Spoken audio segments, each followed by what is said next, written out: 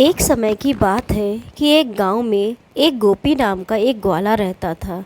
वह प्रतिदिन गायों को चराने जाता था और प्रतिदिन वहां से लौटता था। उसका प्रतिदिन का यही काम था। इसके सिवा उसके पास कोई भी काम नहीं था। वह अपनी और समस्त गांव वालों की समस्त गायों को चराने जाता था।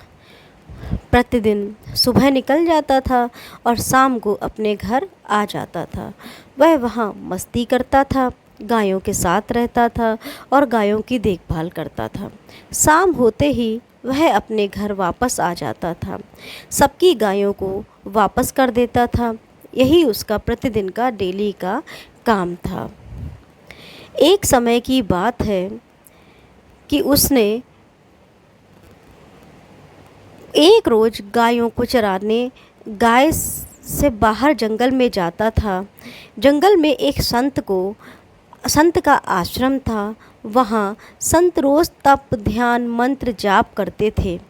ग्वाला रोज़ संत को देखता था तो उसे समझ नहीं आता था कि ये लोग यहाँ पर क्या करते हैं। ये संत प्रतिदिन किसकी पूजा करते हैं। ग्वाले की उम्र कम थी। संत के इन कर्मों को समझने के लिए वो संत के आश्रम में पहुंचा और संत से पूछा कि आप लोग रोज़ ये सब क्या करते हैं, मुझे कुछ समझ नहीं आता। संत ने बताया कि मैं भगवान को पाने के लिए भक्ति करता हूँ।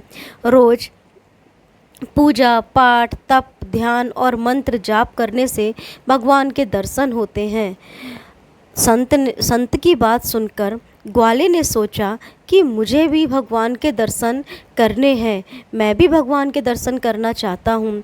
ये सोचकर ग्वाला आश्रम से निकलकर एक सुनसान जगह पर पेड़ के नीचे एक पैर पर खड़े होकर तप करने लगा। कुछ देर के बाद उसने सांस लेना भी बंद कर दिया। ग्वाले ने सोचा कि जब तक भगवान दर्शन नहीं देंगे तब तक मैं ऐसे ही रहूँगा। छोटे से भक्त की इतनी कठिन तपस्या से भगवान बहुत ही जल्दी प्रसन्न हो गए।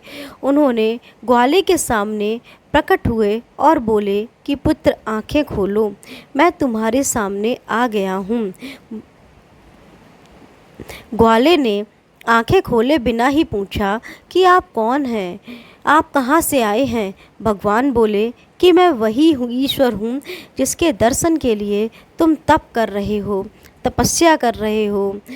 यह सुनकर ग्वाले ने आंखें खोल ली, लेकिन उसने ईश्वर को कभी देखा ही नहीं था।